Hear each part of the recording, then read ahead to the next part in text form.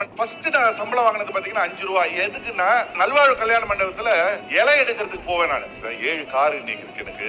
எல்லா name any top brand cars எல்லாமே. எனக்கு என்னன்னா இந்த பெரிய பெரிய கனவு இல்லையா, சொந்தமா வியாபாரம் ஆரம்பிக்கலாம்னு சொல்லி சைதாப்பேட்டையிலேயே பஜார் ரோடுன்னு ஒரு இடம் இருக்கு. டூலெட்னு போட்டிருக்கு. நான் சின்ன பையன் அப்போ 18, 19, 20 வயசு தான் இருக்கும்னு நினைக்கிறேன். கணக்கு பேர் வந்து திருப்பூர் பனியன் சென்டர்னு போட்டேன். போட்டு நேரா திருப்பூருக்கு போனேன். போயிட்டு அங்க வந்து பாத்தீங்கன்னா செகண்ட்ஸ் உள்ளாடைகள். செகண்ட்ஸ்னா யூஸ்ட் கிடையாது, பின் ஹோல்லாம் இருக்கும். மொத்தம் ஒரு 10,000 ரூபாய் கொடுத்தா மூட்டை மூட்டையா சரக்கு கொடுப்பாங்க. அப்போ நான் சொல்றது வந்து now I'm 50, ஒரு 30 years பேக் ஸ்டோரி நான் சொல்றேன். நிறைய கிடைக்கும். எடுத்துட்டு வந்து எல்லாத்தையும் பிரிப்பேன். எப்படி பிரிப்பேன்னா அந்த பின் ஹோல் இருக்கு இல்லையா, சைஸ்க்கு ஏத்த மாதிரி, ஓட்டைக்கு ஏத்த மாதிரி. சின்ன ஓட்டை இருந்ததுன்னா 2 10 ரூபா, ஓட்டை கொஞ்சம் பெருசா இருந்தா 3 10 ரூபா, 4 10 ரூபா அப்படி பிரிப்பேன். பிரிச்சு கடையில விற்பேன். வியாபாரம் சூப்பரா நடக்கும். டிஷர்ட்ஸ் எல்லாம் பிராண்டட் டிஷர்ட் அப்பவே செகண்ட் வாங்கிட்டு வந்து போடுவேன். டெய்லி பயங்கரமா, அதாவது 3 10 ரூபா 4 10 ரூபாய்க்கு வித்தா டெய்லி ஒரு 1000 ரூபா 1500 ரூபா வியாபாரம் நடந்தால் பெரிய வியாபாரம் தானே.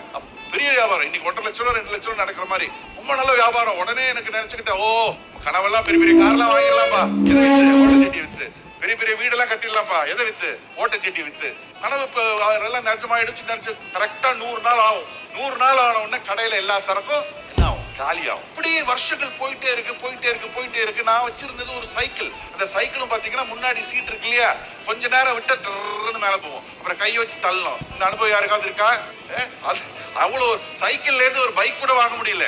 அந்த மாதிரி எந்த விதமான டெவலப்மெண்ட்டும் இல்ல. அந்த நடுவுல வரைய கல்யாணம், எனக்கு வைஃப் கல்யாணம் வேற ஆயிடுச்சு. அவ கொஞ்சம் நகையெல்லாம் போட்டு வந்தா, என்ன எல்லா நகையும் ஓட்ட செட்டியா மாறிடுச்சு. அதாவது காசு இல்ல, சரி அந்த நகையை வித்து திருப்பூர்ல போய் டிஷர்ட் இதெல்லாம் கொண்டது கடையில போட்டேன். அந்த கடை சைதாப்பேட்டை திருப்பூர் பனியன் சென்டர். அது கடன் வாங்கி கடன் அடைக்கிறது, கடன் வாங்கி கடன் அடைக்கிறது, கடன் வாங்கி கடன் அடைக்கிறது, அப்படியே கடன்லயே போயிட்டு இருந்தது. பெரிய மாதிரி அந்த பிசினஸ் அவுட். வட்டியில இருந்து வெளியே வர முடியல. கடன் மட்டும்தான் நான் அதுல இருந்து எடுத்துட்டு வந்தது. அதுக்கப்புறம் என்னென்னமோ மார்க்கெட்டிங் பிசினஸ் எல்லாம் பண்ணேன். அப்புறம் ரியல் எஸ்டேட் புரோக்கர் ஆனேன். அதுக்கப்புறம் ரியல் எஸ்டேட் புரோக்கர் ஆகி ஒரு புதுப்பட்டினம் அப்படின்ற இடம், கல்பாக்கம் தெரியுமா, பாண்டிச்சேரி போற வழியில, அங்கதான் நான் முதல்ல அரேபியன் கார்டன் ஒரு ரெஸ்டாரண்ட் ஆரம்பிக்கிறேன். அது ஆரம்பிச்சு ரெஸ்டாரண்ட் பிசினஸையும் ரியல் எஸ்டேட்டையும் ஈக்குவலா பண்ணி இன்னைக்கு கிரேஸ் ஆஃப் காட் 10க்கு 10 வீடு, 10க்கு 10 வீட்டுல இருந்த நானு.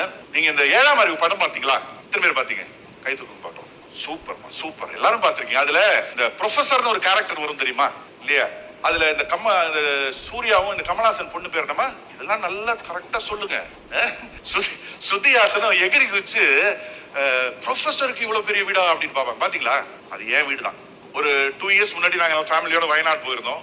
என் வைஃப் வந்து வயநாட்டுல இங்க ஒரு வீடு வேணும்னாங்க. 15,000 சதுரடியில் அங்க ஒரு வீடு கட்டி கொடுத்தேன். 7 கார் இன்னைக்கு இருக்கு எனக்கு. எல்லா name any top brand cars எல்லாமே. இதெல்லாம்